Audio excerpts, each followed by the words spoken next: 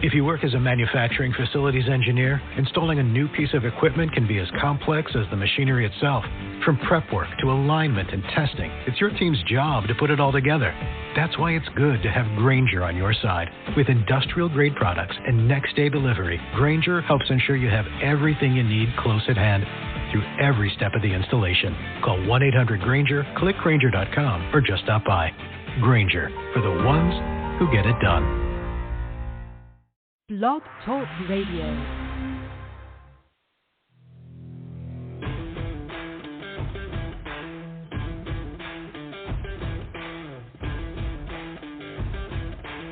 The following broadcast is brought to you by the iGolf Sports Network.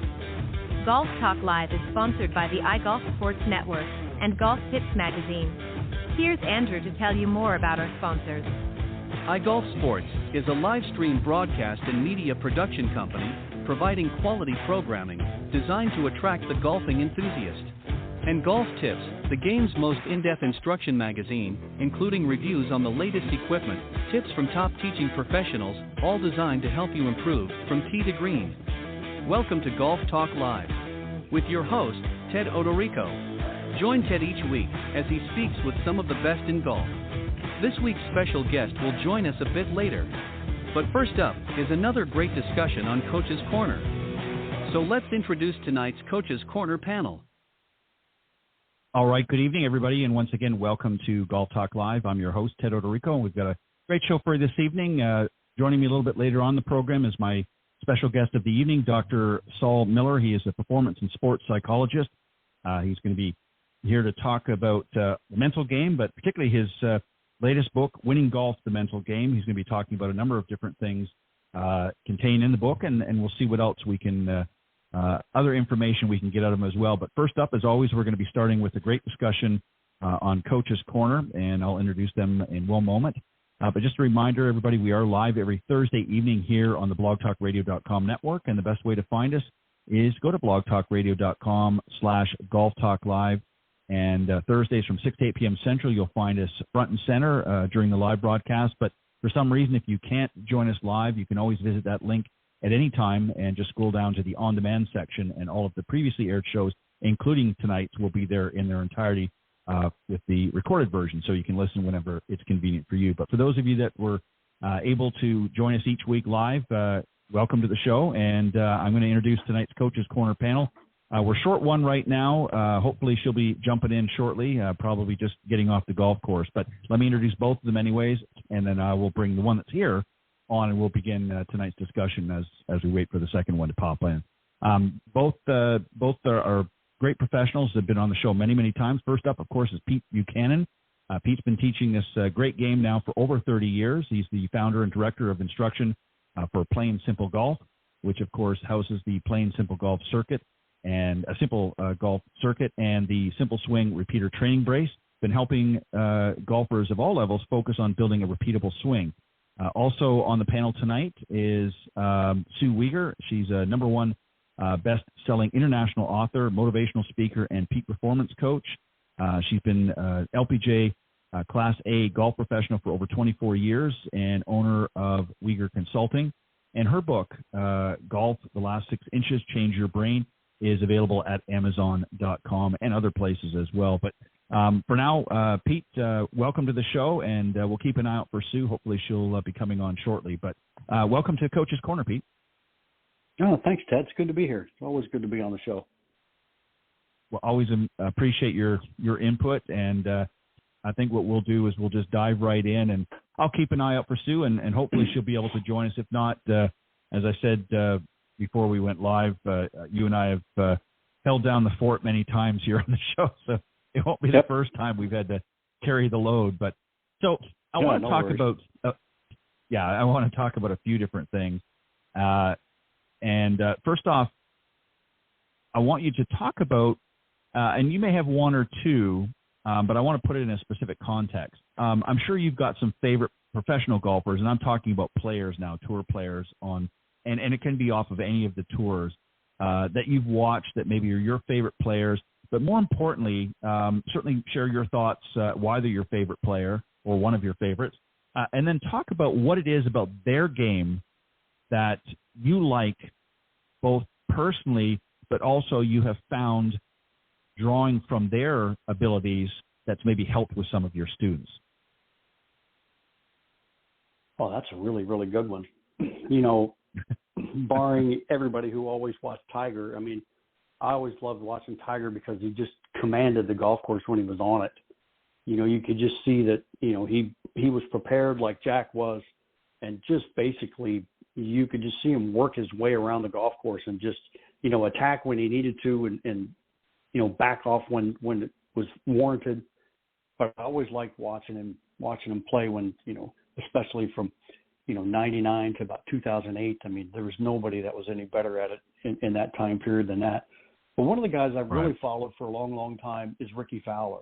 And the reason I really, really love to watch Ricky play is Ricky's gone from top down to the bottom, back up to the top again.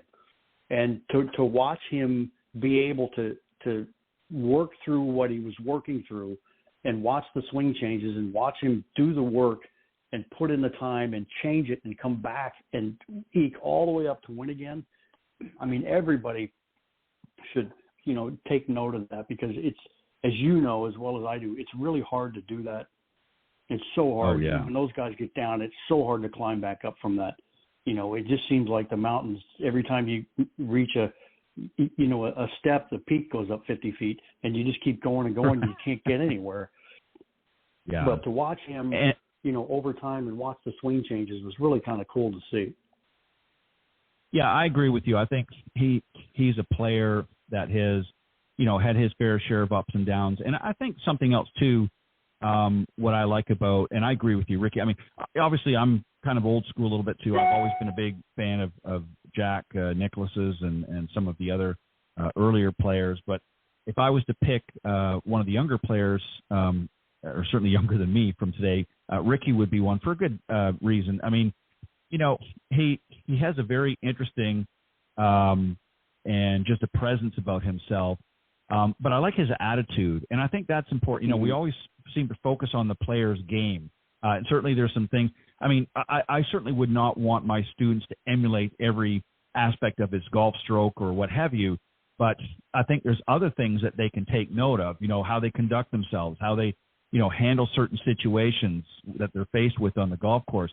You know, there's certain cues that you can take. It doesn't mean you have to do exactly the same, but you can certainly emulate to some degree some of the positives that you see how they handle themselves out on the golf course. So everything, you know, from their demeanor, to their attitude and so forth. And, you know, I think that's important just as much as their physical abilities. How do they handle themselves mentally on the golf course? You know, as we've talked about many times, you know, Jack and, of course, Tiger were probably two of the best in the mental game, you know, thus far in golf. Will there ever be another one as has the same kind of prowess as either one of those? I don't know, but it's certainly going to be far and few between. But yeah, you know, I think mentally, right, Pete, that you've got to be strong out there, and there's some good players out there that have some phenomenal golf swings, but don't really have what it takes to sort of piece it together to win on a regular basis. But Ricky has always stayed pretty steady, even though he's had some peaks and valleys in his game. He's always been a very positive force, you know, always gets out there, gives us his best, and has never really given up. And that's not an easy thing to do with as much competition. Your thoughts?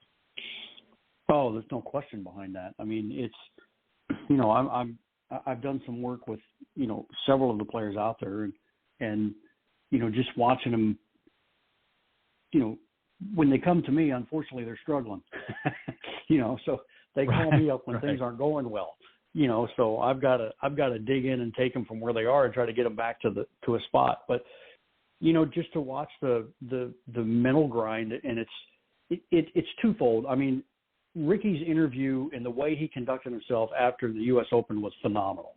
I mean, that was just phenomenal. And if, you know, and if he didn't even win another one, which you could probably see he was going to, but just watching the way he handled himself there, I said, you know, just, you know, to myself, he's going to win, because he's not defeated by this. You know, he sees it as a stepping stone, and that's really what it all is. And I've got some young players right now that I'm coaching that they want to win and they want to win, but they don't understand it's a game of fun. It's not a battlefield, and you can't drive yourself so crazy with trying to win that you lose sight of the fact that you're playing a pretty spectacular game. And it'll ruin your practice, and it'll drive you bananas if you strive too hard for one direction. And I think that not only goes for the younger players, it goes for the parents of the younger players too.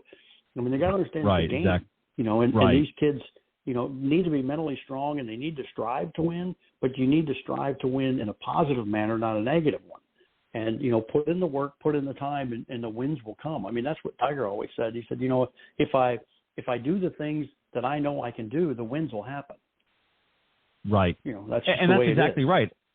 Yeah, and he always knew. I mean, he knew what his abilities were. He had confidence. So he stepped out in the golf course, and that's why, a lot of people early on in his career thought Tiger was being very arrogant to say, well, I come out expecting to win every time.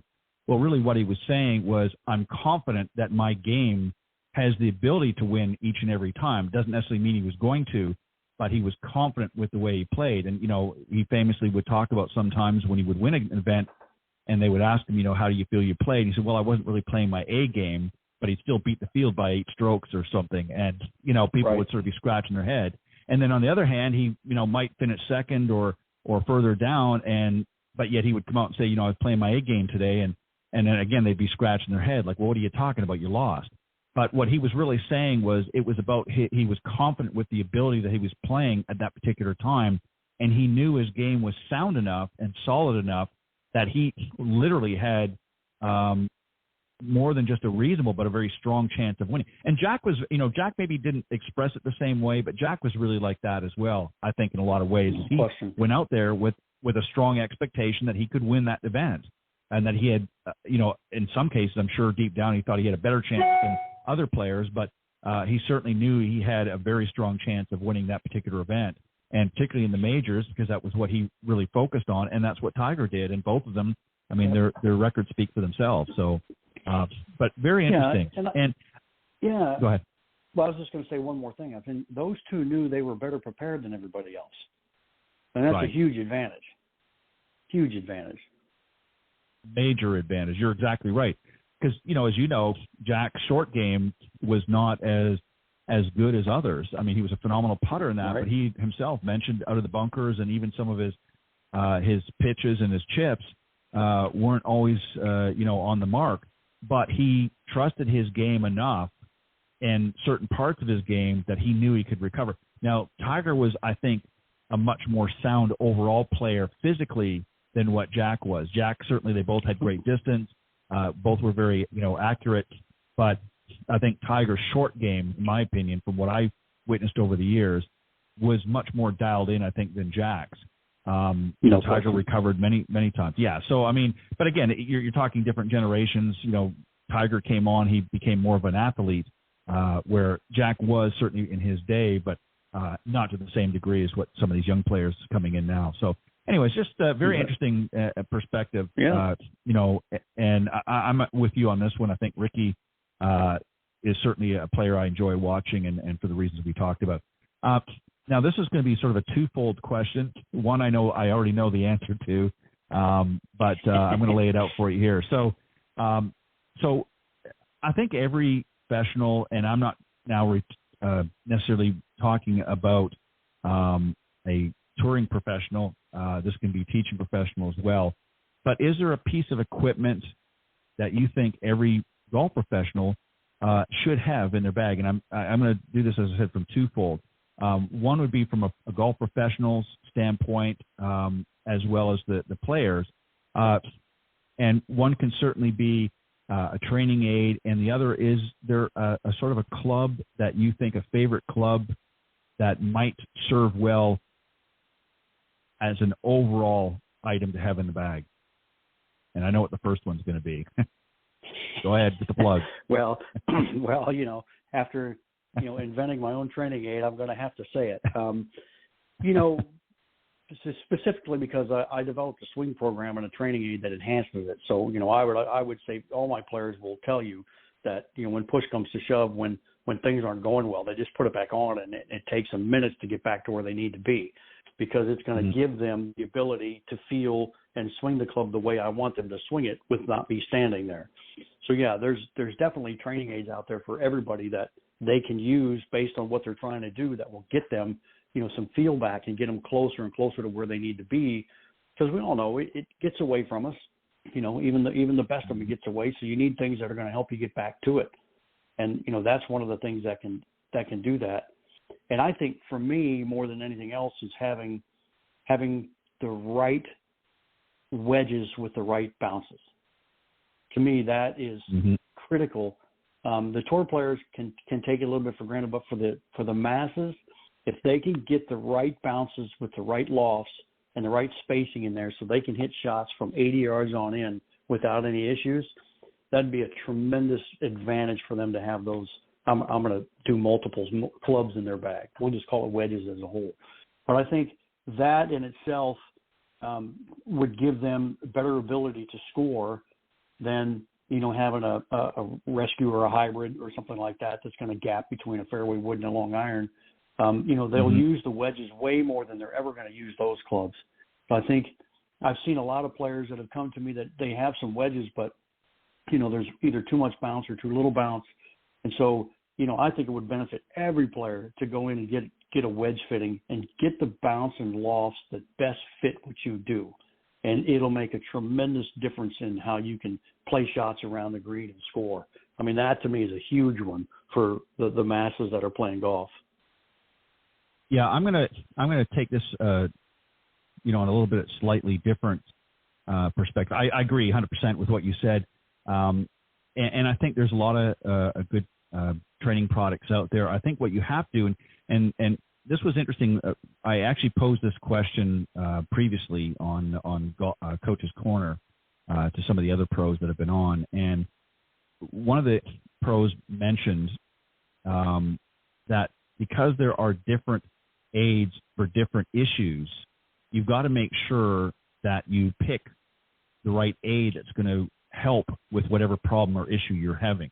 There's a lot of general aids out there that sort of help with the overall swing and that's fine, like Orange Whip as an example, and there's a few others out there.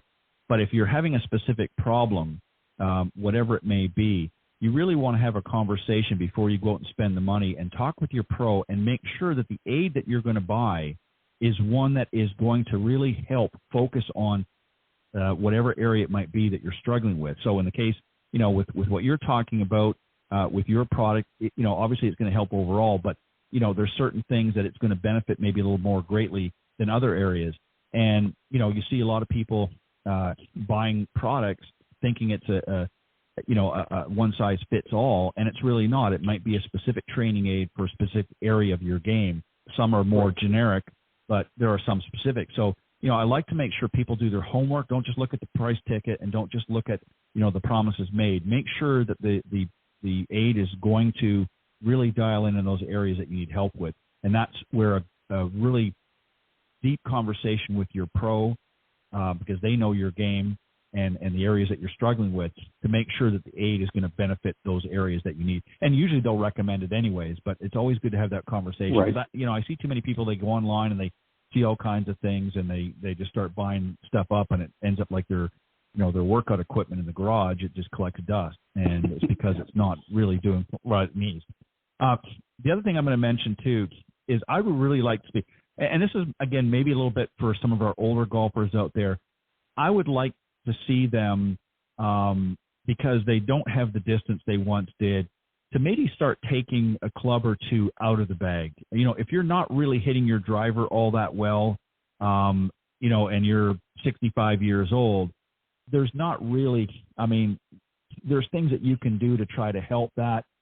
But at the same time, if you're all over the place, you're not getting a lot of distance, then it may not be the best club to keep in your bag. And what I'd like to see people do is maybe throw in a really good hybrid, because some of the hybrids, if you connect well and you can hit them well, they're easier to hit, tend to be much more accurate than your driver. You're still going to hit it down. If you're a 65, 70-year-old golfer out there and you're, struggling to get it, 200 yards, You can get a good hybrid out there, and even if you can get it out good and straight, 175, 180 yards, and it's in the fairway, I would much rather have that than try to pull up my driver that's only going 200, but it's left or right, in the woods or in the long grass. So to me, I think as much as the wedges are definite a plus, I think some of them need to scale back a little bit too on some of the long sticks, because I see too many guys out there that are, duffing and whipping and whatnot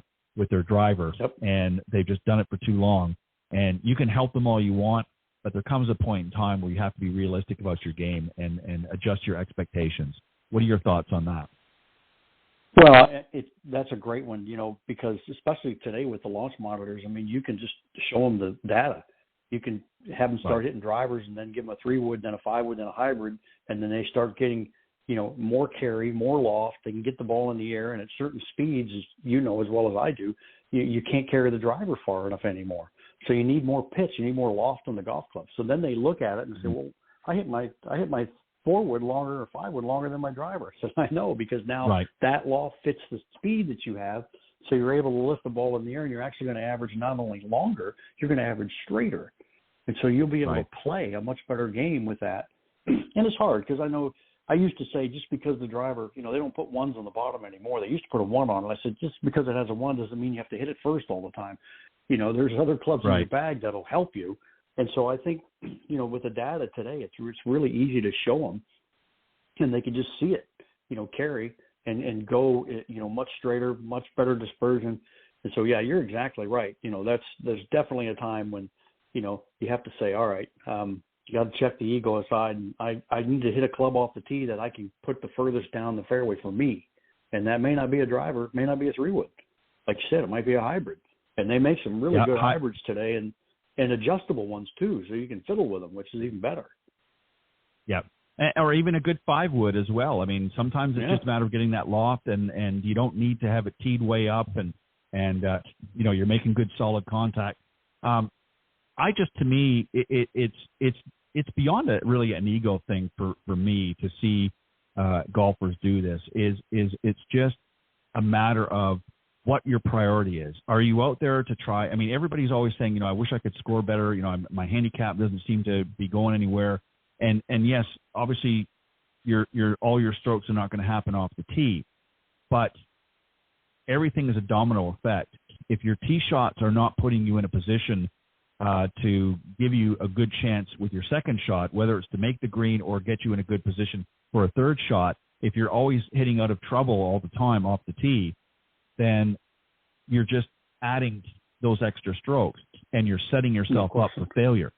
So I'm a firm believer, let's set yourself up for success. Listen, I've played golf many times. I can still stripe a good one down the middle. There's sometimes I'll get on a course, depending on the circumstances, and I won't pull out the driver, and I'll hit a hybrid, or I might hit a 5-wood or whatever it happens to be carrying in, and I won't pull that driver out, sometimes for a few holes, because it just doesn't make sense. And, you have to start playing smart golf.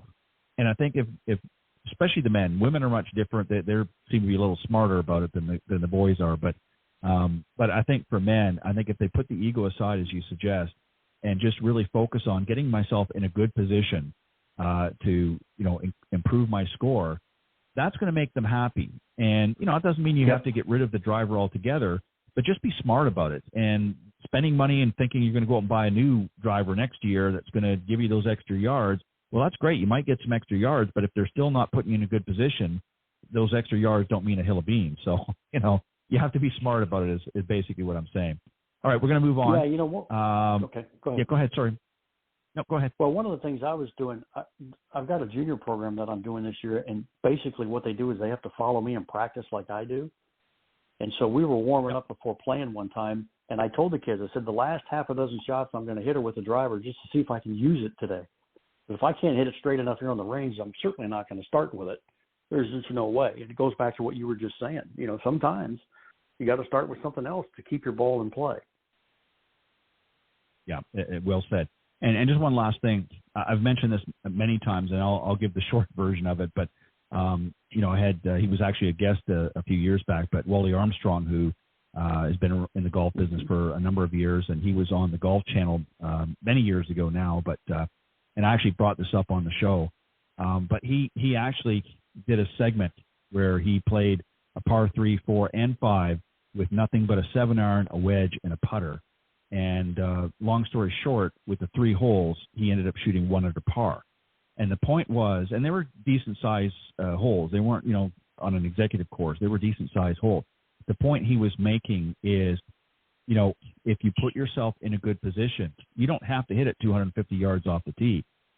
If you can't be accurate off the tee, you could take that 7-iron, hit 3 shots, which is what he did on the par 5, and then he ended up, I believe he ended up parring it, and I think it was the par 4 that he ultimately went on and got the birdie on. But his point was that he took 3 clubs, and he was able to shoot 1 under par on those 3 holes. And the point came across, quite well. So, and I think that's what I'd like to see some of the club golfers start doing, is being smarter when you get out there and not trying to, just because your buddies are hitting it all over the place. So we're going to move on. Yep. Okay. This is sort of a twofold question here. I'm going to roll these two. Which golf instructors have you worked with in the past, and do you have a favorite style or philosophy for teaching golf? Well, mine's pretty simple. I had the opportunity to work with John Jacobs, and so in the time that I got to be around him in the late 80s, early 90s, it was hard pressed to find anybody who was, putting it any more simple and able to get results faster than John did. But not only that, I was able to sit and, just basically be a sponge and then ask him a ton of questions. So from a ball flight cause and effect standpoint, I've never seen anybody who was as versed as he was and passing that knowledge on down. So to me, that was invaluable experience to be able to have that information and be able to work side by side with John and have not only work on my game, but teach alongside him. But there's one other one too that, came out of the digest schools with them in the late 60s, a guy named Bert Bueller out of Northern California. And Bert was, equally as sharp and had an eloquent way of just communicating the message. And, it was so easy to understand what he was doing and to learn because, as he always said, I don't know difficult. It's not I don't know how to do difficult. All I know is simple. I walk simple. I talk simple. I don't know anything else but simple. And it was really, really fun to be able to be around guys with that depth of knowledge, but also those, top communication skills, which enabled me to be able to take the language and adapt it, quickly to all the different, people that I'm coming up against. And I use all of the same things. I first met John Jacobs in 1985, and I still use, a lot of the things that, we talked about back then today because, the ball's still to the side and on the ground. So nothing's really changed. I mean, the equipment's better and all these are better, but you still have to get the face square, the path straight, and, an angle so you can hit it. I mean, those things have never gone away. And so, that was really a blessing for me to be able to, at that time, not only run into John, but, then through those acquaintances, you get to meet the Jim Hardys and the Jim McLeans and the Hank Haney's and all that. You get to run into them too. So, the Billy Harmons, just a great wealth of knowledge and, people that you get to run into. So that to me, I was very fortunate. And I tell people that all the time when they're talking about, where'd you learn all this? I said, I had some great mentors and, I'm trying to pass it on to the ones that I'm working with now, just to give them the same kind of knowledge that I got, just, try to make it as easy and fix as many golfers as we can. Yeah, there's a lot to be said, for, working with people like that. Obviously they didn't have the access to the technology and things that we have now. And I know we've talked about this a little bit, over the years, but, and again, I think we're both, equally appreciative of the various types of technology that's available. But at the same time, I think the actual art of teaching, in some cases, has been lost, and it's become more a digital environment. And there's certainly some pros and cons to it, definitely some pros to it, but there's also some cons where, you're not really sharing the same interaction with the students. It's more about, dialing in on numbers or dialing in on, biomechanics and things like that, which might be fine for, somebody that's, playing in a tournament that's, $3 or $4 million and first place is, $2 million, where they've got a lot riding on it. But, for the average club golfer, they don't need to know a lot of all that detail. And I think sometimes keeping it simple, I've talked to many, many students over the years, both at all kinds of levels. And one of the things that they've said to me is that they like it to be kept simple. And it's that, believe it or not, it's not just, the older golfers, even some of the younger golfers that are struggling have said to me personally, I really like it when things are explained a little bit more, simply, it's simplified and it's not all this jargon that they don't really understand, because then, it's kind of like the old, eyes glazing over because they don't really get it. Do you find that as well? And is that something that, again, adopting, some of the people that you've worked with, is that something you've tried to do as well? And again, you're conscious of what's out there and available, but you try to also be respectful of, let's keep it as simple as possible. No question. I get that all the time. People are always saying, I get a lot of people tell me, it can't be that easy. I said, well, yeah, it is. It's that easy. It's that simple if you understand what you're trying to do. And, yeah, right. I get it all the time. They're very appreciative of when the message comes in that, not only is it very simple at the start, but I keep it simple as we go along. We have multiple lessons, and they say, I like it because when I come here, you're not going to get, to give me 14 different things to do. We just keep going down the road where we started. And I said, that's what it's all about. And so we want to be able to keep the message as simple as possible and not confuse anything. And I even had, I had an engineer the other day, and we had the launch monitor out and had all this data on the screen. And he goes, what are you really looking at? I said, I'm looking at these three. And he goes, really? I said, yeah, I want to pay attention to these three. I don't really care about the rest of them. If I get these three right, you're going to be happy. Yeah. We're looking at face to path, those things. And so, there's a lot of other data, but, relative to what they need, it's just not relative. Well, and when you get the ones that you do need in the right sequencing, the others fall into place anyways. So it's really just absolutely really reinforcing, the path and so forth and the club face. So, once you kind of dial in on those and you understand that and you tweak things to the point where you're getting those numbers where you think they need to be, all of that other data, it's great and it's interesting. And I'm sure to an engineer like him, it's probably would be an interesting conversation for another time, but not during the golf lesson. Yep. And that's really the point I'm trying to make. Now, obviously, there is a lot of technology out there. I know you've used apps and things, as you mentioned before on the show. Do you have a favorite? Is there some newer technology that you've been kind of excited about, maybe excited a little bit too much, but that has really piqued your interest over the last few years or even just in the last couple of years? There's two things. I've been using the Garmin approach, R10 quite a bit over the last, month and a half. And, combined with some different apps, it really gives a pretty good bunch of information. And, I use it in every lesson because it's formidable to be able to see the numbers. But I've also been, behind the scenes working on, different motions and how they affect the numbers. So I can now get in there and I see a motion here and I say, well, this is going to cause those numbers to do this. If we make this change, that'll change. And so that's what I've been kind of using that for. And then I'm really excited. I'm going to be able to start testing out some 3D software where they're going to be measuring the shaft angle throughout the entire swing. That to me is, with as much plane work as I do with the golf club, I'm really excited for that because I'm going to start being able to do a lot of experimenting with motions and body movements and how they affect the plane angle of the shaft throughout the swing.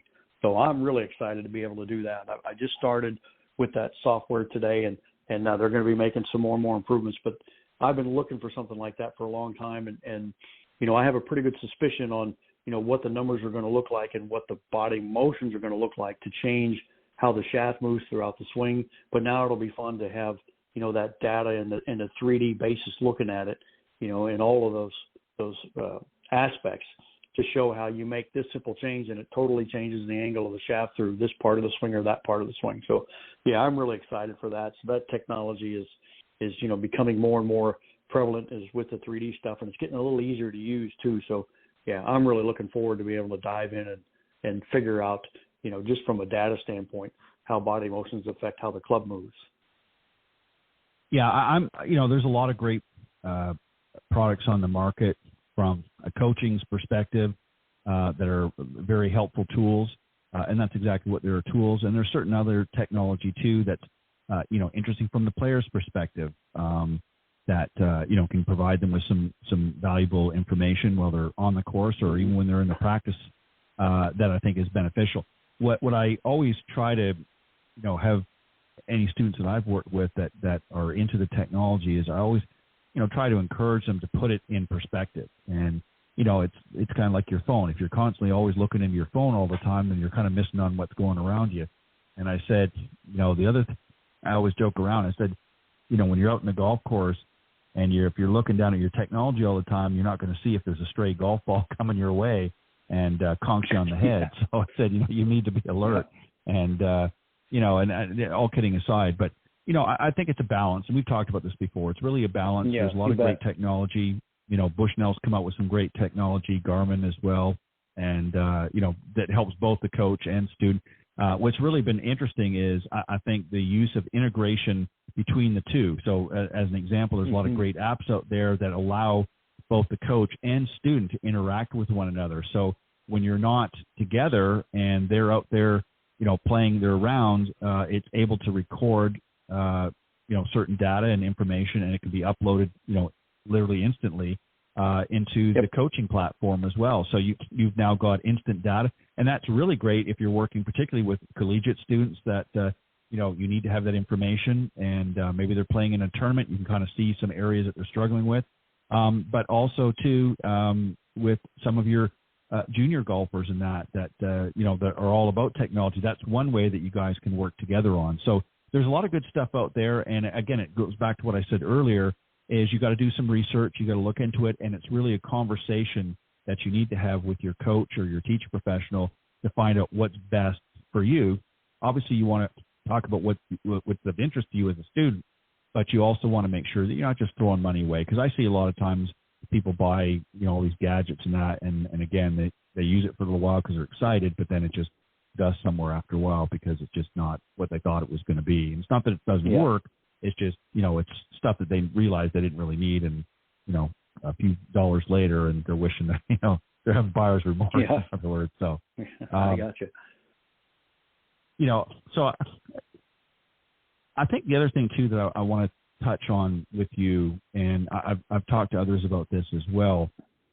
There's been a lot of talk, from both in the industry and people that are playing, and I'm not talking about the tour pros, but the amateur golfers or club golfers, and especially with the younger, millennial and even Gen Z, as an example, they don't have a lot of time, or they certainly at this point in their lives don't want to dedicate necessarily 4 or 5 hours to a full round of golf, and they're looking for alternatives. What are your thoughts about maybe putting together, as an example, and I know it is available, but maybe really marketing to this, to some shorter golf events as an example, and maybe just whittling it down to more 9-hole rounds as opposed to, or some version of it instead of an 18 all the time, and really focusing on that. I know the courses want to sell it out, and I think they're doing that now anyways, but I think people just don't have the same time that they once did. What do you think about that? Do you think the industry really needs to take a look at that and start building products instead of these resort courses all the time? Maybe come up with products that have a more time-sensitive or time-conscious approach to the game. What do you think about that? I think it's a great idea. I mean, if you could combine, let's say, we'll just say what it is. If you could combine a Top Golf with a little 9-hole golf course with it, and have the both, so where you can have the entertainment, part of those that want to do that, and the food and all those things, and then a little 9-hole golf course with it, yeah, I think that's huge. We've been talking here in St. Louis about, putting together a different style of practice facility. And in this particular one, we're talking about only having 3 holes, a 3, a 4, and a 5. Right. And doing a lot of events on 3 holes. And if we have to do it, we'll play it 3 times. But I think that's a great idea. We have a little 9-hole golf course, par 3, that's, associated with Tower T where I teach. Got all kinds of events that we do there. And so from, 2-person scrambles to we even did a 1-person scramble. Just 9 holes is plenty. It takes about an hour and a half to play it, if the place is packed. So it's a really great chance to get around and work on parts of your game. This is mostly short game, but yeah, I think it's a tremendous idea. And I think there's, with the space involved, you could probably put some of these in a really smaller place that, you normally real estate that you normally couldn't do for a lot less cost. And I think you'll get a lot of people who would be very interested in being able to do that, where they can come out and get some work in and play 9 holes, and it takes 2 hours. I think that's a great idea, and I think it's the industry should start looking at it. Well, I know I had a few years back, and unfortunately their names escape me at the moment, but there was a group of them that were on the show, and they really, dial in on, sort of golf course management and how why some of the courses, over the years, especially not just the resort courses, but community courses and things like that, where, they've got a top-ranked course, but then they've got a community built around it. And certainly there are a lot of successfuls, but a lot of them have ended up closing down because the golf courses really becomes an amenity for the community. And if it's not run properly, obviously, and again, as members, age and move on and whatever, they're not replenishing that group as easily. And so they've got all this land, or the land becomes very valuable and for other purposes, and the community ends up, I know in Panama City Beach, Florida, for instance, they had at what's called the Ombre, which has been a very popular course for many, many years. I used to do some teaching up there, and they've all but I think shut most of it down. They took the front 9. They're selling it off for other real estate development. So the community that's there is now down. I don't even know if they've got the 18. I'll have to check. I haven't been up there for a while, but so as an example, these longer courses, I mean, they're great to have, but I think we need some shorter courses. I think like the par 3, or it's also referred to executive style courses, can get people out for an hour and a half of golf and have some fun. And it's a great way to work on your short game, as you said. And you can have lots of little events there that can be fun, especially for junior golfers too. And it doesn't take up a lot of land. It's much more manageable, almost like a range center with a short 9-hole course on it.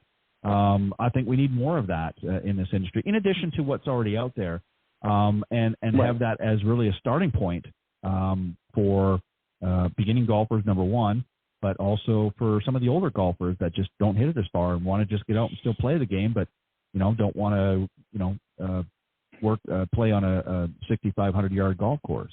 What are your thoughts? Well, the other side of the coin here too is based on what's going on economically today. There's not as much money. So if you can find a smaller place, a 9-hole that's a little bit cheaper, and now you're paying, 15, 18 versus 50 or 60, I mean, now you can fill that up pretty easily. A lot of seniors will love it because it's shorter, it's easier to walk, it's easier to get around, it's not as expensive, and now they'll spend more with the food after they're done because they didn't spend as much, trying to get on the golf course. So I think it's a win-win all the way around. And so, you can lower the cost overall, so you can lower the prices, and then it would be simple to fill the thing up. And like you said, different events, there's a little place that we used to go to near Jefferson City, Missouri, that had a Wednesday night skins game as a lighted par 3. Oh my goodness gracious. Mm-hmm. It was packed. It was so much fun. And yet you had to make a 1 to get a skin. There's no way. Every 2 was covered. It didn't make any difference, So It was so much fun, and it was a carryover with the money. So man, we just had a blast out there because everybody's just trying to make a 1, and if you miss the green and don't chip it in, just pick it up, so it goes pretty fast because every 2 is going to be covered. So, there's just simple things like that you can do. And, we do some things with vets and things like that. So, I think from a smaller scale, scale the money down, scale the cost down, scale the golf down to make it more simple, more easy to play in less time. I think that's a home run right there. It's a big win. I've said this before on the show many times. When I first learned to play this game, that's what my father took me to was, a short par 3 course. That's where he taught me, and I didn't get out onto, the bigger courses until he felt I was, not necessarily that I had to shoot a certain score or anything, but that I was comfortable and had some confidence. And he did that for a reason. He wanted me to learn the game, and he wanted me to really be in an environment that was not going to be overly intimidating. Because, as a kid, you're looking at this thing and it's, 450 yards and you can't even see the green and you're, 7 years old and you're like, okay, well, where's this got to go, Dad? I got you. And you're only hitting it, 50 yards or something, or 75 yards maybe, or whatever the case is. But, so you have to be able to do that. So I think I'd like to see that. Is there anything else that you can think of, and just sort of going down the same line, that you would really like to see the industry do or bring back? Maybe something that they've done that's been successful in the past that that you really think would be a home run. I mean, as we get new generations, some of the things that we maybe don't do anymore in the golf industry. It's just like with the clothing. I mean, that they're bringing the 70s styles back in. So, maybe golf needs to resurrect some old philosophies that might play out well. Is there anything you can think of? Yeah, I think more than anything else with today's, generations, it's got to be entertaining. That to me is the big key. Otherwise, they won't come. There's a lot of places they can go to be entertained, but, that's why I think Topgolf has taken off and other ones just like it have taken off so well, and even, down in, in these new, the putting courses that Tiger's doing, the Pop Stroke. I mean, those places are packed. It's all putting, more of those, that's something that's starting to bring up. So, more putting courses that are, just not your typical putt, but there's all kinds of different things with food and entertainment and fun and prizes. And, that's really what I think the industry needs to keep looking at, because that's the only way you're going to engage, this style of generation of kids and folks that are coming up. They're looking for the entertainment value and the time value. So, you have to look at that together and really come up with some ideas. And I like the clothing aspect of it. I mean, that was always, some let's have a place where when you go play, you have to dress like they did in the 70s. I mean, that would be awesome. Right. That'd be a fun thing to see, and bring out some, old persimmons and some, blades, and, let's have them play like it used to have to play. Yeah. And show you what this was like, so just some nostalgia things like that would be kind of fun too. I think I would probably leave out the platform shoes, though. In the 70s, I think those would be a little bit awkward, but certainly would make for some fun. But it's interesting because you mentioned Topgolf a few minutes ago, and really what Topgolf is an updated version of some of these old golf centers that we used to see. Like I said, up near my place where I grew up back in Canada, we had it was actually called a golf center. And they had a 9-hole course, but you could actually play it as 18 because they had multiple tees. And they had a driving range, and they had, some other things. It was kind of like a mini water park. So, to me, I think maybe obviously that might not appeal to some of the younger generation today. But again, having something like Topgolf or some of these other centers that have come up now, and working together and having these short courses and having it about entertainment and fun brings in a new, and again, it's a great way to feed into sort of the next level. Those that want to become a more serious golfer can get out. A great example of this is the Cradle at Pinehurst. When I was at Pinehurst last year, I guess it was, I actually played the Cradle a couple of times myself while I was there, as well as on the bigger courses. But it was just packed. Every single day it was just packed, and it's so popular. It's in many ways it's just as popular, if not more, with the younger crowd than going out on the bigger course because they can have a lot of laps. I mean, it's a short, very short course. If you're not sure what the cradle is, it's just a short little 9, very short actually. But they've got a little watering hole out off of I think it's the number 7 or something. But and it's not very far. You can see all holes from the clubhouse and that. But it's just a lot of fun, and it's I mean, people just flock to it, and I think if we saw more of that, and I know there's other places around the country that they do have that, but I think we need more of that, as we talked about earlier. That's what I would like to see the industry really focus on, and not just focus on the tours all the time. There's a place for everything, but I think as the new generations are becoming more environmentally conscious as well, they don't want a developer coming in and taking 500, 600, 700 acres and turning it into some, utopia. They would rather have something that's a little bit smaller and more manageable, and that's easier on the environment. So I think you have to find a balance. But just interesting thought. Yeah. I think that's one of the things I'd like to see as well. Do you have, we've talked about, social media as well over the years, and how we think it's changing the golf industry, pro and con. What are your thoughts? What do you see as pros that social media, and that's not just Facebook and Twitter and that, but just an online platform? What are some of the pros that you've noticed, or benefits, I guess would be a good way to put it, that you've seen over the last few years, utilizing that yourself, or certainly just seeing it, and then obviously some of the cons that you have to be careful of? Well, the pros of it, even as simple as, I use a platform. It's a content-based platform for all of my players that I put them in. And, it's not necessarily a total social media, but we can load videos, text, chat. We can do all kinds of things inside the platform. So, I mean, that's a great way to stay in touch with all of your players. And it's real easy. Once they, video inside the app and tag me, I see it. Then I can get right back to them. So it's really kind of convenient that way. In a lot of the social media platforms, we're bringing a big time awareness to golf. There's a lot of people doing a lot of things with golf out there. Some are funny, some are fun. Just to see some fun things on the golf course, see some crazy things. But, it's just bringing an awareness to being outside, having some fun, seeing what other people are doing, watching what they're doing. Some are testing products, which are great. You can go on and watch these, different folks that are testing all the equipment and having some fun. The problem you can run into, though, is there's so much golf instruction out there. You can take somebody sideways in about 6 minutes. I mean, there's just way too many videos that people are putting out there.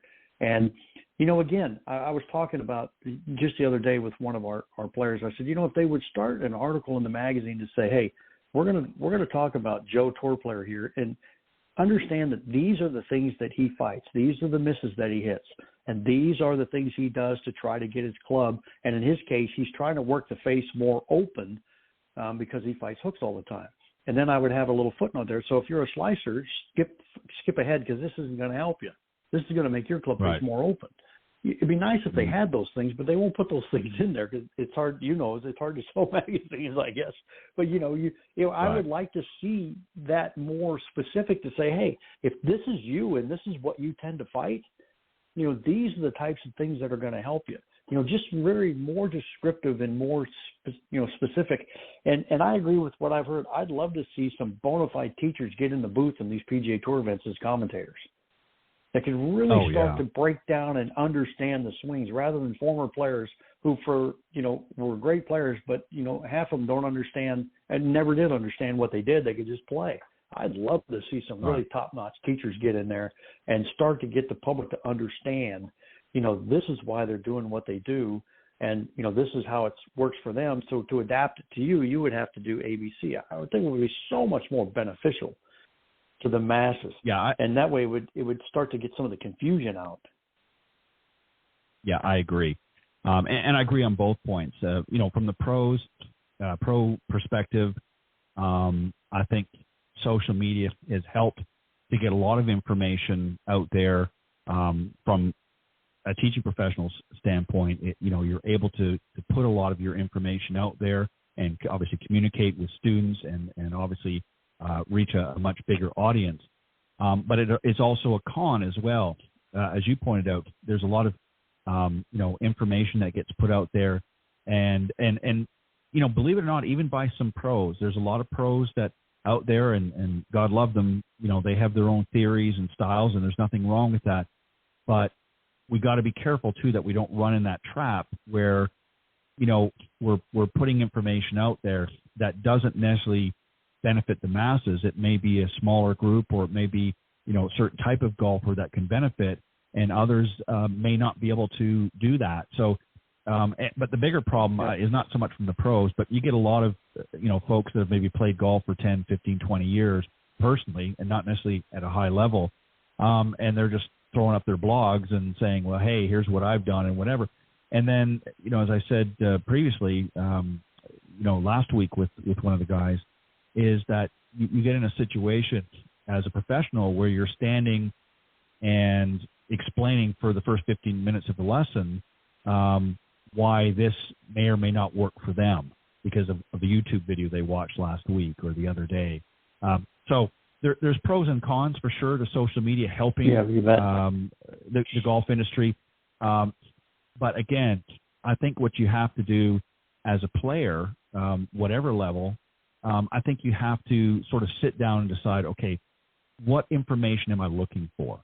If I'm looking for, game improvement, if I'm looking for, how to handle this part of my swing a little bit better, I don't recommend just going on and watching a bunch of videos. Sit down with your teach professional, your coach, whatever it is that you have, and have a discussion and say, look, here's some areas, and let them help guide you into some areas. If they have their own stuff, great. If they're working with somebody else, like maybe it might be a sports psychologist, as my next guest is coming up, put them in touch with them and say, here's some things that they can do to help you and make that introduction.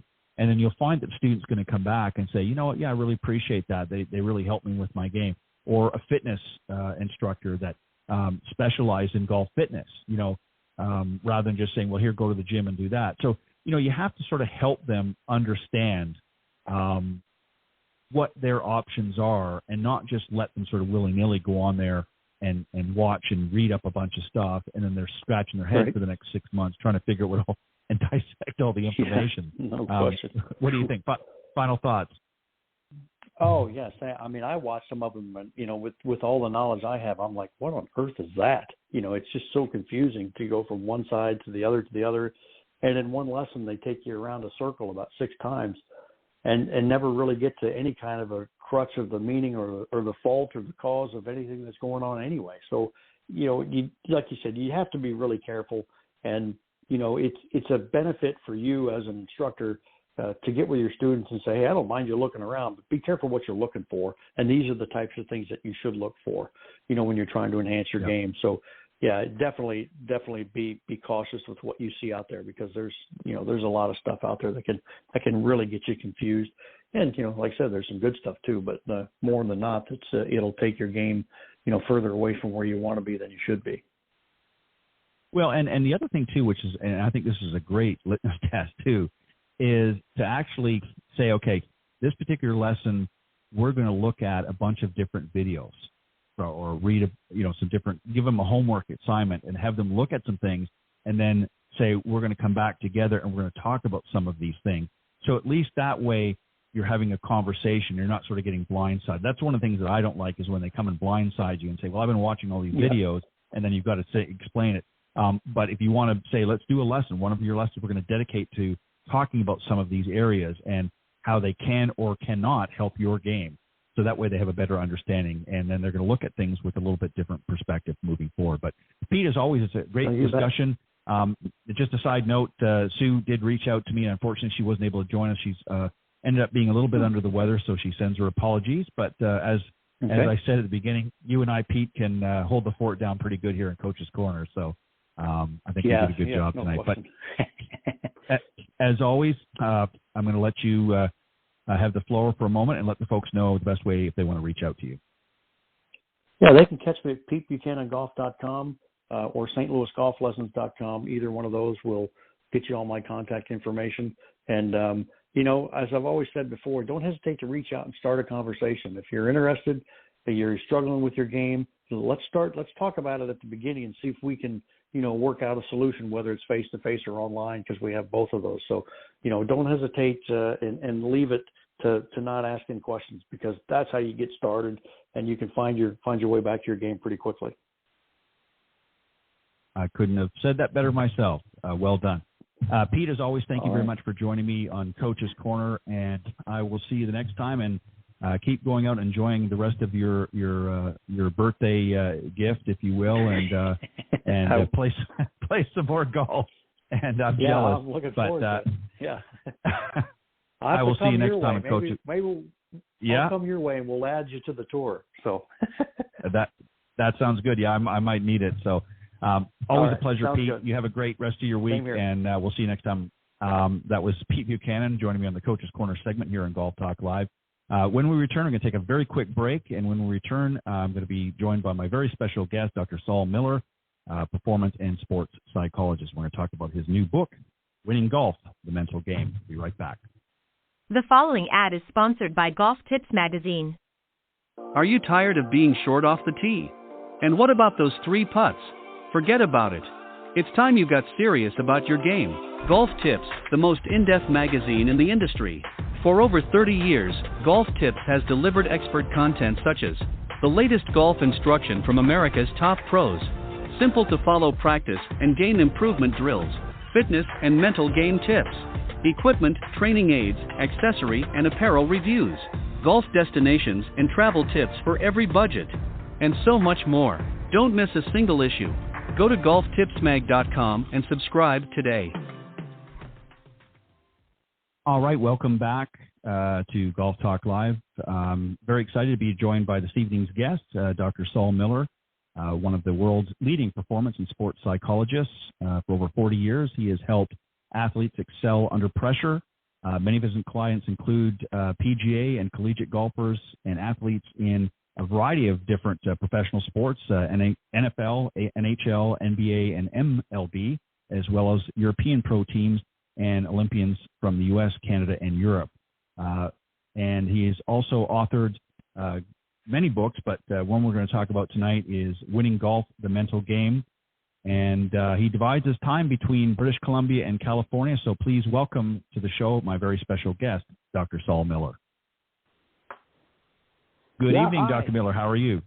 How are you doing? I'm very well. It's a pleasure. I'm fine, and it's a pleasure to be with you. Now, I have to ask you one question first before we get into tonight's discussion. And I'm assuming I have this right. You're hopping back between BC and California, and I've looked at a lot of the background. Are you Canadian? I'm actually dual. I was born in Canada, but I'm both a Canadian and a U.S. citizen. Gotcha. The reason why I ask is I'm Canadian. That's why I was wondering. I saw all of the different things. Whereabouts were you born? I was born in Montreal. Oh, okay. I was born in Toronto, so we're rivals a little bit, but yeah, absolutely. That was a great rivalry. I noticed too that when I was looking through the book here the earlier today, just to prep for tonight, that you've done a lot of work with many professional teams, and including hockey teams. But I noticed you weren't helping the Maple Leafs, so we could use your help, so, Dr. Miller. We could really use your help. We haven't won a trophy in a long time. But Actually, there's a chapter in the book, Ted, where I'm talking about how I worked with a number of NHL players and a couple of NFL players. These are people I worked with for a couple of years, and all of these guys have become very good, very competent recreational golfers. And I've asked them how the work we did to improve their hockey performance or their football performance has translated, has it translated to the golf course, and how? And absolutely, I mean, everyone felt that the basic things that we're working with, the right focus, the right emotional management, the right feeling, and the right attitude is critically important, really in any sport, but especially in golf. Yeah. It's amazing, really, the crossovers. I've noticed that I've been a teacher professional now for just over 30 years. And, what was always interesting is, when you're dealing with athletes, regardless of what sport, but particularly hockey and certainly football and that, you see many of them as their careers wind down there. Obviously, you want to still be active and want to, be competitive.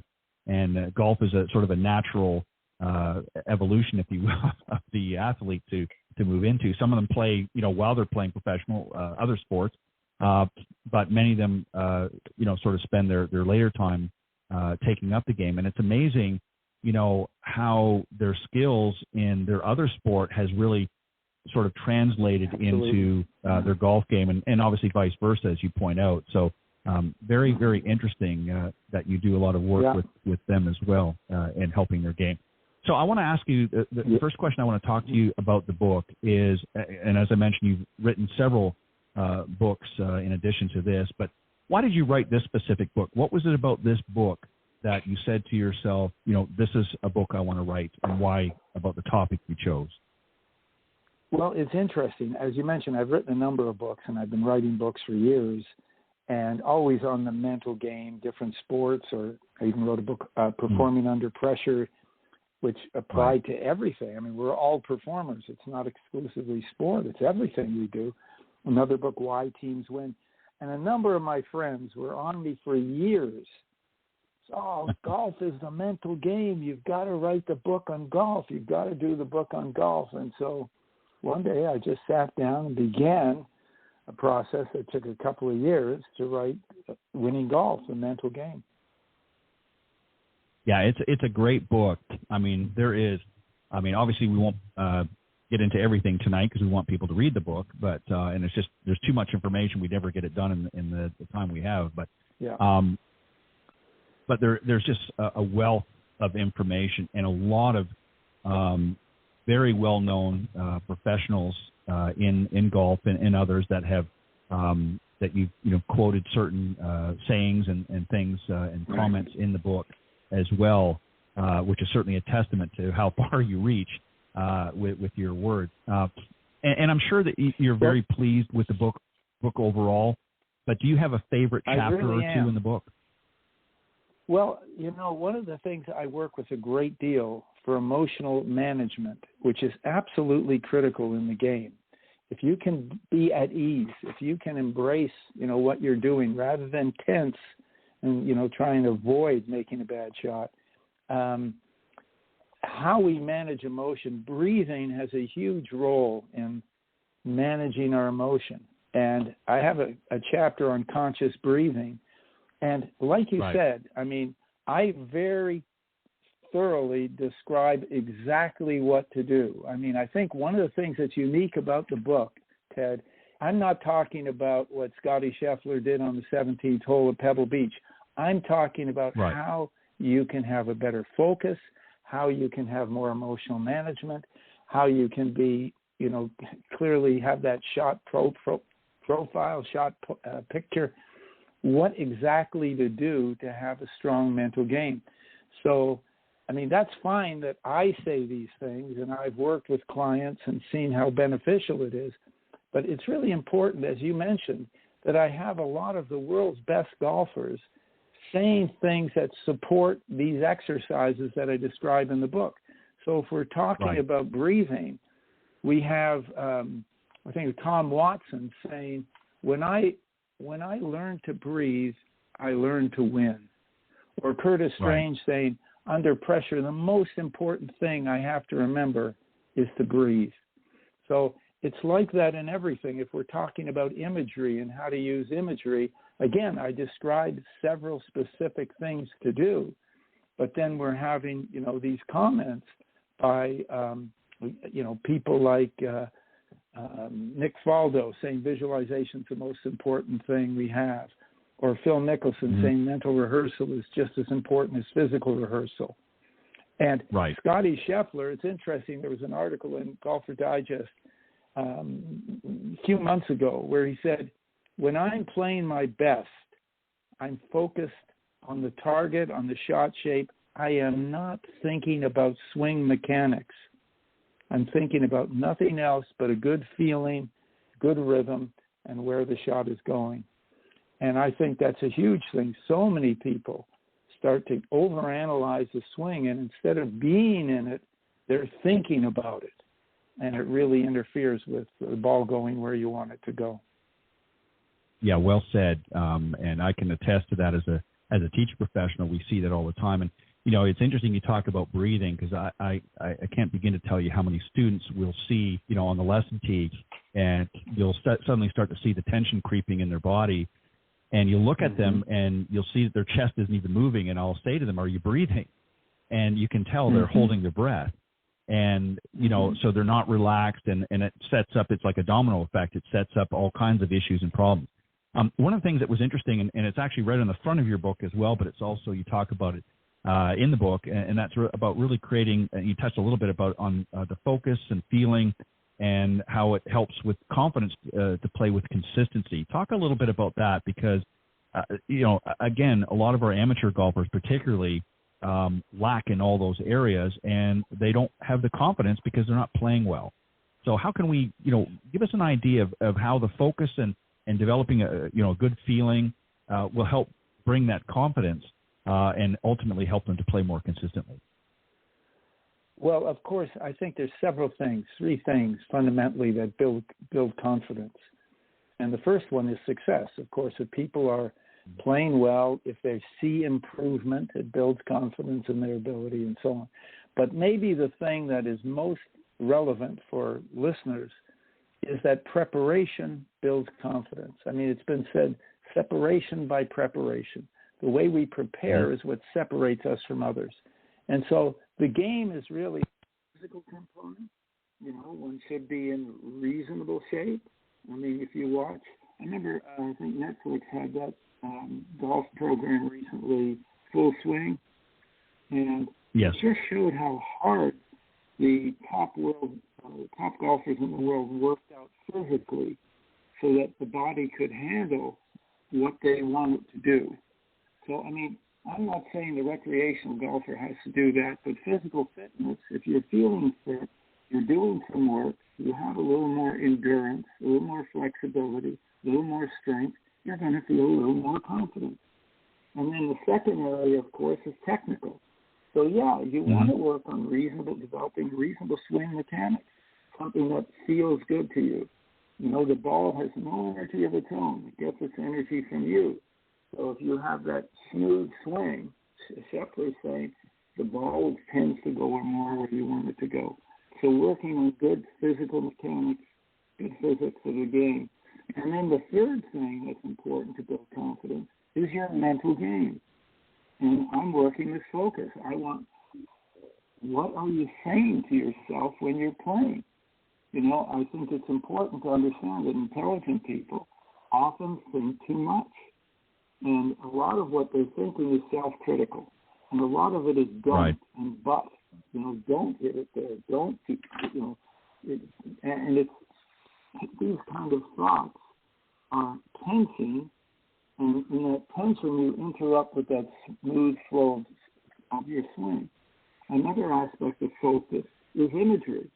And there's a couple of pieces to imagery. One piece is clearly seeing the shot you want to make, seeing the target, seeing the trajectory, seeing the ball hitting the target, rolling to exactly where you want it to go. A lot of people, of the top golfers in the world and some of the top coaches and pros have said to people, have a clear shot picture, see the shot you want to make.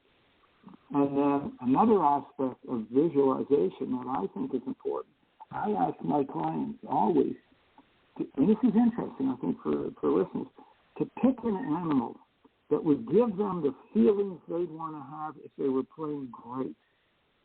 And it's interesting, with elite golfers, 99% are picking predators. And I ask them, what is the difference between the golfer who's a predator and the golfer who's the prey? And inevitably, what they're saying is the golfer who's a predator steps up to make his or her shot. The prey is careful.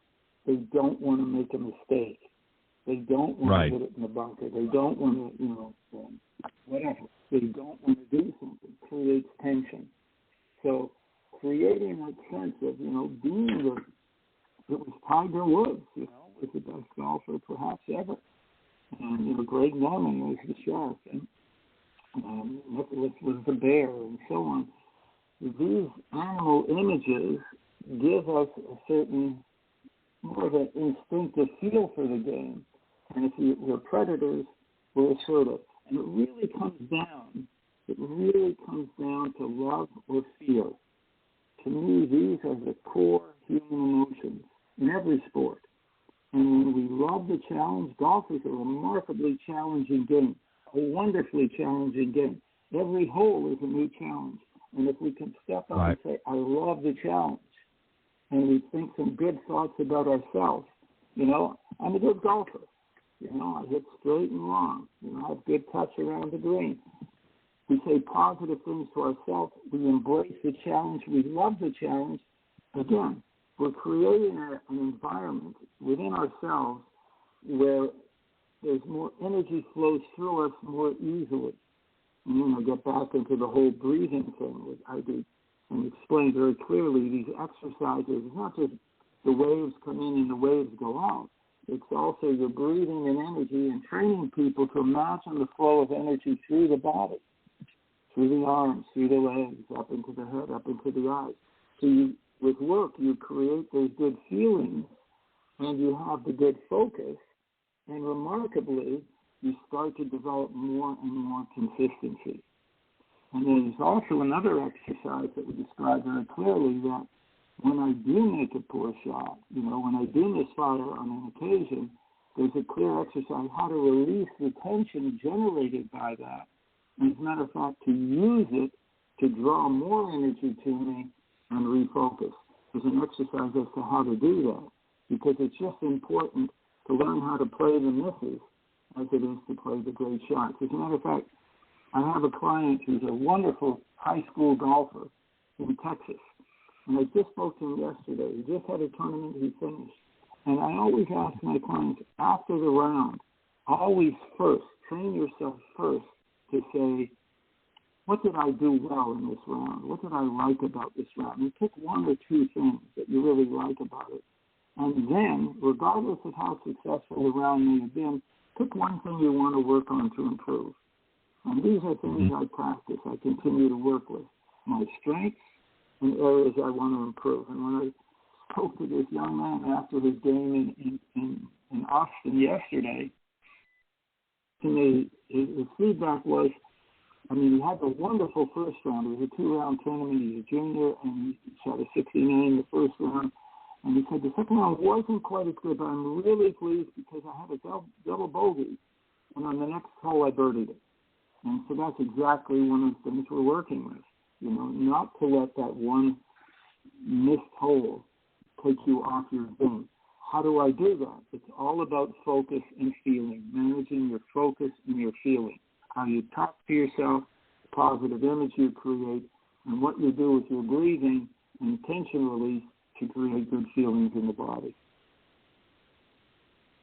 Well said. And I think there's so many things that people can draw from what you just said, and a lot of it too is having to be able to visualize, and I think you said something earlier too that I think is important to really sort of emphasize is, and the difference really between a lot of the professionals and obviously the everyday golfer is they overthink the process so much. The pros obviously focus on certain things and whatnot, but they're not thinking swing mechanics, and they're not thinking, they get over the ball and they've got maybe one swing thought, or they might have one thought in their mind, and it might be something as simple as just to relax and to breathe, or whatever the case may be, whatever works best for them.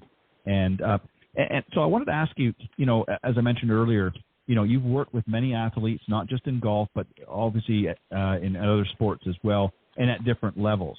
So when it comes to these athletes that you've worked with, is there a common thread when it comes to their mental preparedness compared to the rest of us? What is it? What is it that they do, not just necessarily pertaining to golf, but just as an athlete in general? What is it they're doing differently than the rest of us?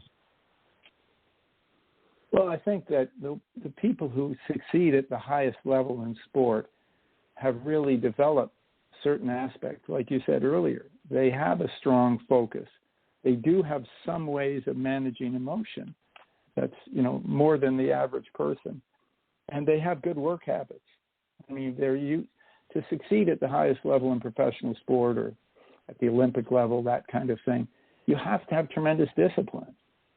So, unlike the recreational golfer, they've learned to persevere, keep their eye on the prize, continue to work hard. I think, setting goals is really important. I mean, we have a chapter in the book on, creating smart goals. And I think it was Greg Norman was saying that the importance of goals. That what did he say? No, it doesn't matter. I mean, so these people they've developed a strong positive sense of self, a strong positive focus.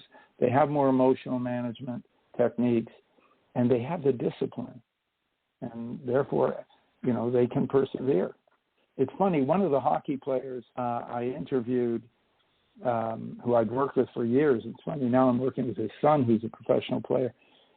He said to me, and he's a good golfer. I mean, he's a sub-70 recreational golfer. And he said to me, it's easier to play hockey than it is to play golf, because if I get upset in hockey, I can go cross-check somebody. And, of course, if we get emotionally too upset, we end up, not doing very well on the last hole.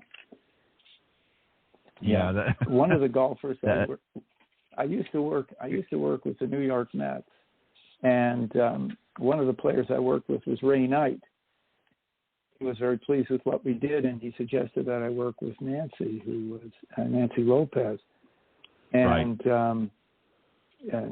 just an absolutely wonderful, wonderful person and a wonderful golfer. And she had something to say about how important it is to shake off a bad shot. And she said, I mentioned in the book, when you have a bad shot, you have to shake it off. Take a breath and be excited about the next shot. If you keep the bad shot feeling, you're more likely to hit the next one badly too. So we agree, absolutely. The question becomes, how do I get rid of that anxious or negative feeling? And that's, again, where there's exercises that you have to do if you want to have more control. And one of the things I say in the book is there's two parts to this. One part is understanding what we're saying. I mean, I think we describe it very clearly in the book. The other part is doing the work. And the metaphor I always use is, I know if I go to the gym and I lift weights, I'm going to get stronger. I know that, but I don't go to the gym. So understanding what we're saying, but not doing the work or just going through the exercise once or twice isn't going to change a great deal. But if every day I'm willing to spend, 8-10 minutes working with my breathing like a meditation and tying that to seeing myself making shots, after a while I developed some real habit strength. So in pressure situations, I can trust taking a breath and running that image to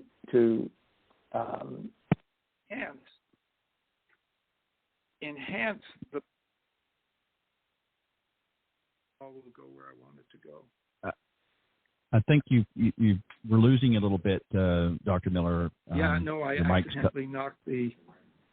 Oh. Is that better? That's fine. You were just sort of mid-sentence and then it just cut right off. So that's fine. No, go ahead. Continue in my your thought. enthusiasm, I disconnected.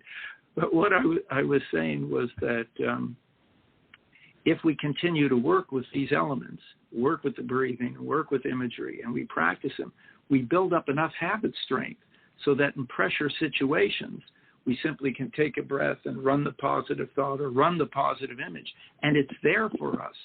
It actually will help us, because the general rule in sport is under pressure, what people do under pressure is usually what they've done under pressure in the past. So somebody who gets, they're doing pretty well in the round and they start to get into the 15th, 16th hole and they start to feel the pressure and they've sort of faded late in the matches, they'll probably do it again the next time, unless they overtrain themselves with these techniques away from the pressure. Yeah, it's amazing, and we're going to talk about that a little bit more in a second. But first, I want to get into. I found a couple of areas in the book that was very interesting to me, and I'd like you to just, I mean, obviously you can't get into too deep of a dive with the time, but maybe you can kind of give us a little bit of an overview on this. But I found Chapter 5 really interesting because you talk about power thinking, and you identify really three kinds of power thoughts: technical thoughts, strategy thoughts, and personal thoughts. Can you give us just a little insight to each of those and what you're talking about so people have a better understanding? Well, I mean, technical thoughts, you have a much more understanding of it than I. It's, some swing-related thoughts you might say to yourself that help you manage the course or manage your actions. And it's personal thoughts, of course. One of the homework exercises I often ask people to do is to think about 3 or 4 strengths they have as a golfer. And, while they're in a golfing mindset, like while they're preparing to play, I'm not saying do it every day all year long, but, if you're living up north and it's moving into spring and summer, fall, then maybe every day you get up, you look in the mirror, you make eye contact with yourself, and you say to yourself, I'm a good golfer. And think of those 4 or 5 reasons why you're good. And when you go to the course, whether it's going to hit some balls on the range or you're actually going to play around, remind yourself, I'm a good golfer. This is what I do. We get more of what we think about. And I also work with my clients to really have a sense that you deserve to express your ability, all of your ability. And, if you get somebody who's somebody who consistently shoots 72, 73, no, let's put it another way. Somebody who consistently shoots 85, 84, and he's got a round coming in with a couple of holes to go, and he's like shooting in the mid-70s. And that part of him might think, geez, I don't know if I'm that good. I mean, it's subconscious. But then, sure enough, he'll bogey the last couple of holes. So our self-image has a profound effect on how we express ourselves. I want people understanding what their strength is. I do hit long and straight. I do have good touch. One of the things I always say in putting is this ball's going in the hole. This ball, it's not like don't miss. That just creates tension. Don't blow this shot. Don't blow par. Don't. Any of those shots create tension. And again, I think a key thing is this dichotomy between what I believe are the core human emotions, love and fear. And I tell people, one of the things is breathing exercise. The easiest way to love yourself is simply to take a breath. And I love to play this. I love to play this hole. This is a challenging hole. It's a dogleg right. There's bunkers here and there. I love to play this. I love the challenge. Or you can say, oh, man, don't hit it. And as soon as you say don't, the tension pops in. So we have to manage that. We have to manage that. It's interesting. Are you familiar with Tim Gallwey? Not personally, but I've heard the name. Yeah, well, Tim, back in the late 70s, wrote a book called The Inner Game of Tennis. And then he was a teaching tennis at Harvard coach. And then he wrote the book, The Inner Game of Golf. And one of the things I liked about what he said is he said that there's mind 1 and mind 2. And mind 2, after you've played this wonderful sport for a while, you have a pretty good sense of how to do it. Instinctively, you kind of know how to hit the ball. You have a reasonable stroke. You know how to hit the ball. Mind 1 is this executive function. It's like your superego. And it's watching you. And it doesn't trust you. And it's going to be the one saying to you all the time, don't swing too fast. Slower on the backswing. Don't hit it in the trees. It's saying these things that consistently create tension. And one of the keys is, how do I busy mind 1 so it leaves me alone to play a loving round of golf. And breathing, focusing on breathing. You know, breathe it, feel it, see it. Breathe it, feel it, see it, do it. These kind of thoughts. They're busy that part of your mind, and it helps you to be smooth and focused. Well said. And, you know, this sort of brings me to the question I wanted to ask you, and really you sort of laid it out. It comes down to, you know, I believe is an important, what you're saying to yourself, whether it's internally or, you know, externally, how we perceive things, whether it be negative or positive, makes obviously a big difference on the course. And I always equate it to, I use the example, what we see a lot of, and certainly it has happened occasionally, but not very often at the professional level, but it definitely happens at the amateur level, is a lot of players, especially our club golfers, it's like going to the airport and dragging all their baggage to the terminal. Many of the amateur golfers do that from previous rounds. So they'll bring all of the bad shots, everything that they've had from the last, you know, 2 or 3 times they've been at the golf course, or even the last couple of holes, and they'll bring it to the next shot at hand. So they're bringing all that negative baggage, all the negative thoughts, all of the negative, you know, feelings, if you will. So my question to you is, based on that, how do we learn to train our brain, so to speak, to develop a better mental game? How do we train ourselves? I know you've given some examples, but is there things that obviously the pros do that kind of train it to get that mind one to kind of, I guess is the best way to do it? What are some other things that we can do to train that brain? Well, I mean, that's really what the whole book is about. You know, there's so many comments. I think it was Arnold Palmer said, what separates the great players from the good ones is not so much their golfing ability as their brain power and emotional equilibrium. So it's learning to say these basic good things to yourself, develop a positive sense of self, learning to use mental rehearsal and see the shots you want to make, and work at putting the ball through the trajectory to the target. It's talking to yourself like you're the predator. I make this happen, not being the prey like be careful, which creates tension.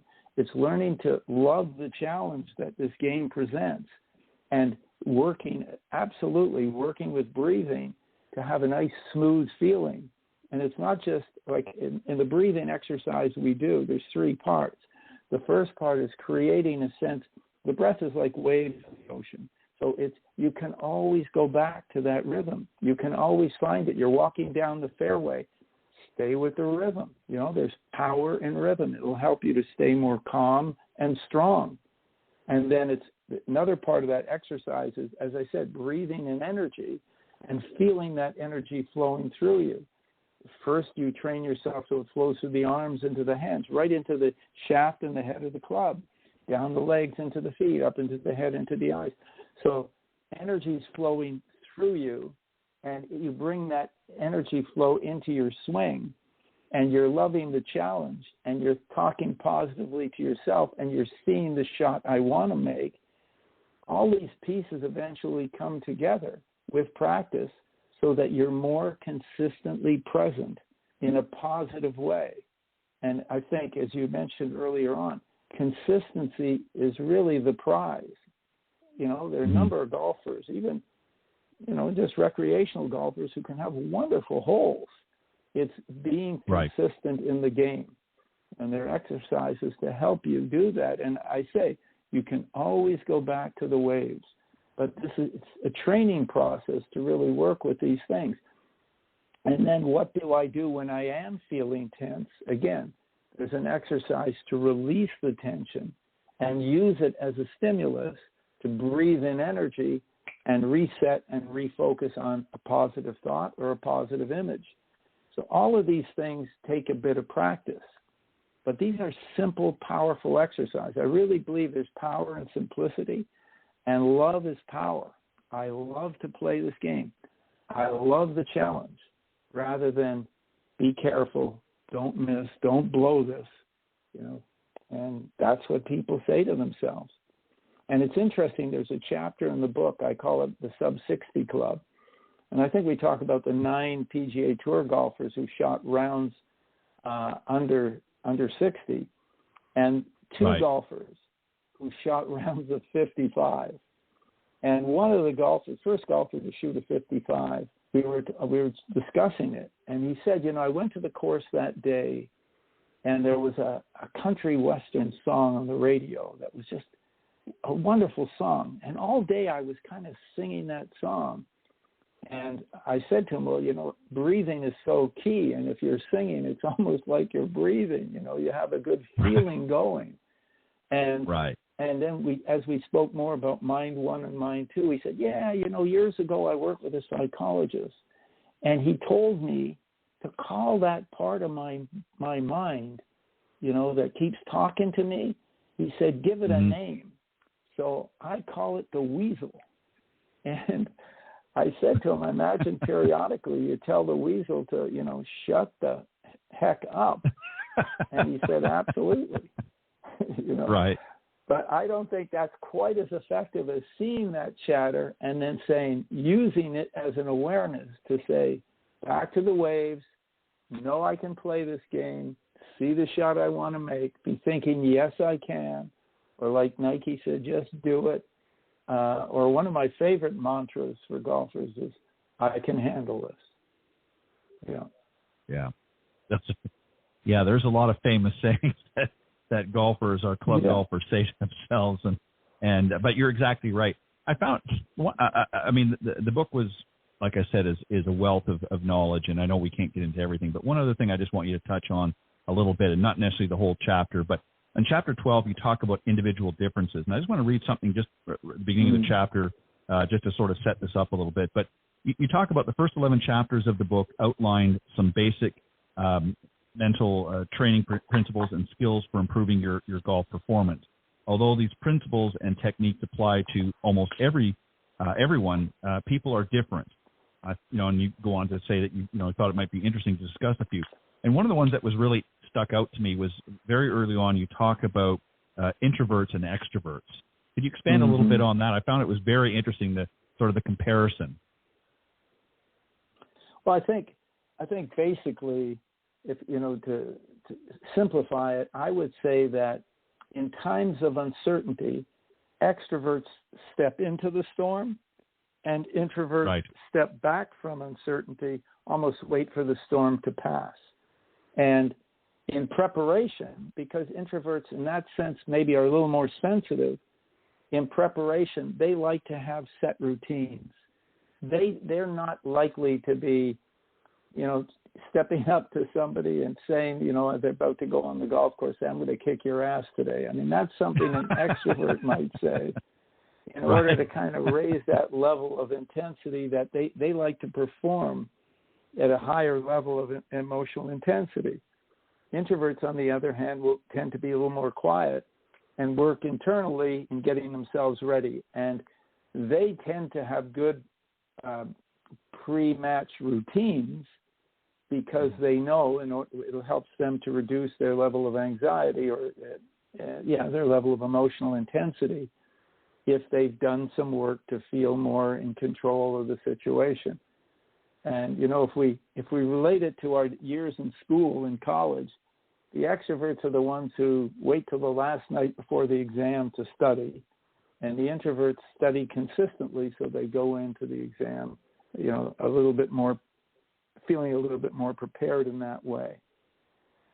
There are differences. I remember when I was working at Mississippi State with the golf team, we had one player who was a wonderful golfer, and he played his best rounds if he went out early in the morning, like 7 o'clock in the morning, and he played by himself. He'd shoot the lights out. But when he played, in collegiate tournaments, NCAA tournaments, sometimes there were people who would be talking, and they would maybe move at a little faster pace. And they seemed to find, some of them, that they could put him off his game by saying certain things. Oh, you're using those clubs? That kind of thing. And what we did was we spent a lot of time working with him on his breathing to be able to have more emotional control, And when people were upsetting him, he had something to come back to maintain his level of emotional intensity. And we had his teammates hassle him, harass him, at first gently, when he was playing practice rounds so that he got used to using these things, and then things bothered him less. Whereas you get some golfers who are, they'll play to the crowd, they'll talk to each other. I'll bet you $10 I can beat you on this hole, this kind of thing. Right. That's the extrovert saying that, not the introvert. Right. It sounds very Lee Trevino-ish, if I was to put exactly. it. And what's interesting about that, I was thinking to myself and laughing because I can remember in interviews, Jack Nicklaus used to talk about one of the players that he was most challenged by, not because of how they played the game or the shots they hit, but was Lee Trevino, because Lee would try to get inside Jack's head, and he did it intentionally. And of course, he was a talker and kept going on and on. But Jack was such a focused player. I'm sure it bothered him at some point, but he was so focused in his own game that he was able to block that out. And that's not an easy thing to do. So I'm sure that young player that you're referring to from Mississippi probably felt like Jack did, listening to these guys, kibitzing him on the golf course. And you have to, develop the skill to tune it out. Yeah, absolutely. Most of us, Ted, are somewhere, of course, a little bit to this side or that side of that continuum. Right. But some people are quite a bit in the extreme. And if you're in the extreme on the introvert side, you do have to learn with how to deal with minor upsets or things that are stimulating you beyond the level of stimulation that you want to be in. Extroverts, on the other hand, extreme extroverts, might have to learn to control themselves a little bit. More the Tommy Bolt, you mentioned Trevino, certainly a good example. Chichi Rodriguez in the old days. Yeah. These guys, they talk to the crowd, they talk to each other, and some players don't want to be talked to. Yeah. Right, exactly. But that's the nature of the game, and you're going to play with all different types of players, and if you're going to be at that level, you've got to learn to be able to deal with that. And I can remember, and the name escapes me now, but there was a young player, probably back at least a decade or so ago, and he used to get penalized, but he was always aggravated by slow play, and he was very, very vocal about it. I can't think of his name off the top of my head. A short-statured young guy, but he got I think reprimanded a couple times because he would basically cuss the player out for slowing up the round. Yeah. But he was right. I mean, that they were doing it, but he didn't have a good check on his emotions, and it would get the better of him. And he was a good player, but he obviously didn't go on to the levels he probably could have. But I think this book can really help all levels of not just golfers, but obviously athletes. There's so much information. Obviously, we don't have time to get into all of it, and we want them, as I said at the beginning, to read this book. So where can the listeners get a copy of the book? Where is it available? Everywhere. It's available, Amazon, Barnes & Noble, all the major bookstores. Yeah. Anywhere or online. Yeah.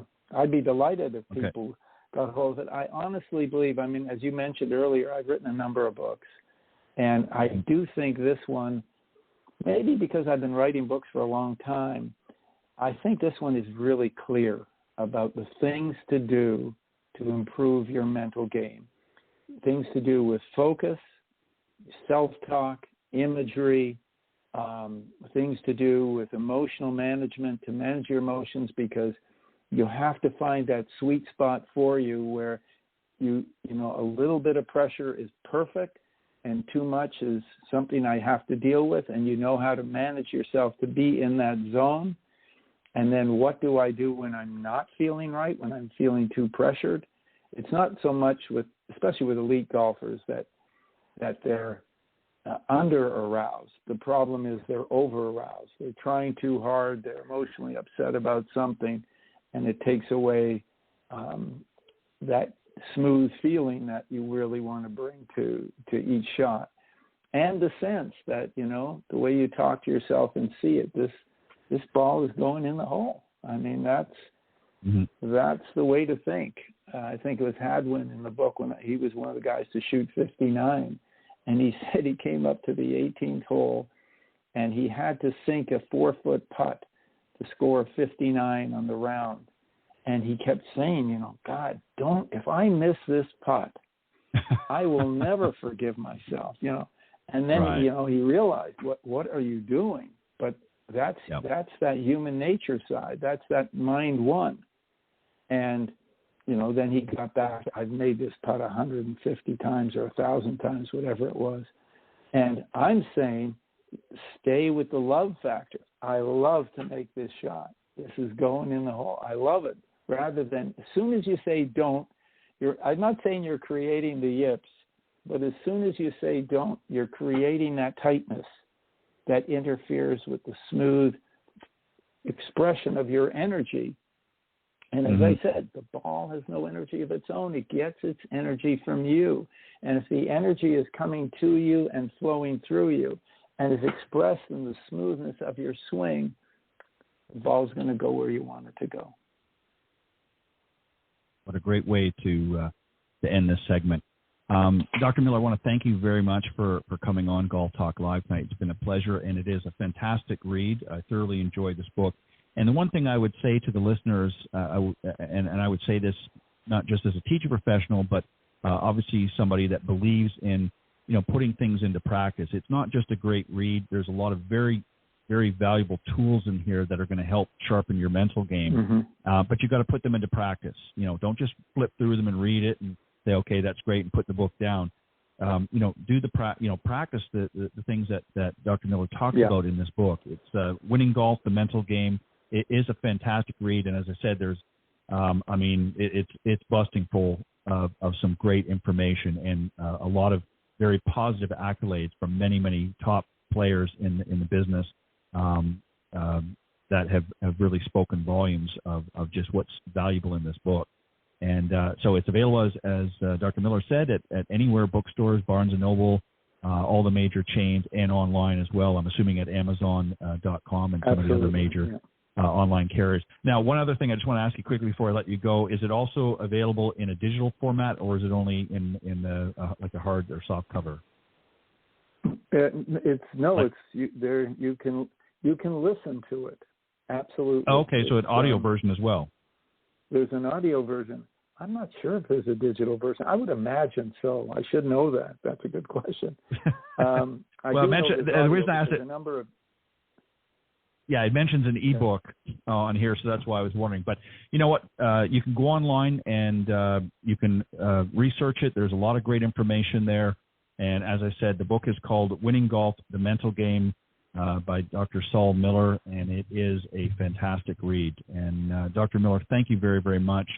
I hope you'll write a part 2 and come back and share that with my audience as well. But maybe your friends will have to egg you on about doing another golf book. Well, Ted, I really appreciate the invitation. I appreciate it very much, and it was a real pleasure talking with you, and I'd be pleased to do it anytime. Yeah, I would love to have you come back on, and maybe we'll expel a few other nuggets in the book as well. But thank you very much. You have a great weekend, and again, very much appreciated that you come on as my special guest this evening on Golf Talk Live. But have a great weekend, and again, I hope you'll join me on a future broadcast. Bye-bye. All right, bye-bye. All right, that was Dr. Saul Miller, the author of Winning Golf, the Mental Game, a great sport and performance psychologist, world-renowned. Definitely want to check it out. And also, he has a website if you want to check out and learn more about him and just see some of the great work. There's a blog and other things on there that you can find. Dr. Saul Miller, Performance Consultant. You go to saulmiller.com. That's Saul, S-A-U-L, Miller, M-I-L-L-E-R.com. And you can check out some great information there as well. But again, the book is Winning Golf, the Mental Game by Dr. Saul L. Miller. And you can get that anywhere books are sold, both here and in Canada as well. So on that note, again, a special thanks to Pete Buchanan for joining me and sharing some insightful thoughts on the Coach's Corner panel. And best wishes to Sue. Hope you're feeling better through the weekend, and we'll get you the next time on the panel discussion. On that note, God bless everybody. Have a great weekend, and I'll see you next time right here on Golf Talk Live. Good night. Thanks for joining us. We hope you enjoyed this week's broadcast of Golf Talk Live. We'd like to thank this week's Coach's Corner panel, and a special thank you to tonight's guest. Remember to join Ted every Thursday from 6 to 8 p.m. Central on Golf Talk Live. And be sure to follow Ted on Facebook, Twitter, and Instagram. If you're interested in being a guest on Golf Talk Live, send Ted an email at ted.golftalklive@gmail.com. This has been a production of the iGolf Sports Network.